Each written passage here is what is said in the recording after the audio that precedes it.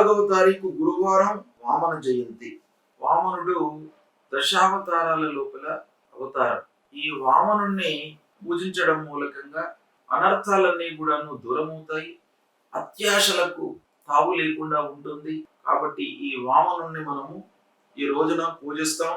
తర్వాత భువనేశ్వరి మాత యొక్క జయంతి కూడాను ఇదే రోజు అవుతుంది. ఆ భువనేశ్వరి మాత అనుగ్రహం మూలకంగా మనకు అన్ని రకాల సౌకర్యాలు, సుఖాలు జీవితంలో కలుగుతాయి కనుక ఈ రోజున భువనేశ్వరి మాతను కూడాను పూజిస్తాం. ఇదే రోజు నుండి చాతుర్మాస్య దీక్షను పాటిస్తున్నటువంటి వాళ్ళు క్షీరాన్ని అంటే పాలను త్యజిస్తారు. ఈ రోజున దధి దానంగా ఇస్తారు, అంటే పెరుగు దానం చేసి క్షీరాన్ని వర్జిస్తారు. చాతుర్మాస్యాలలో ఒక్కొక్కటి వదిలిపెట్టి ఒకదాన్ని దానంగా ఇవ్వడం అనేటువంటిది మన శాస్త్రంలో ఉంది.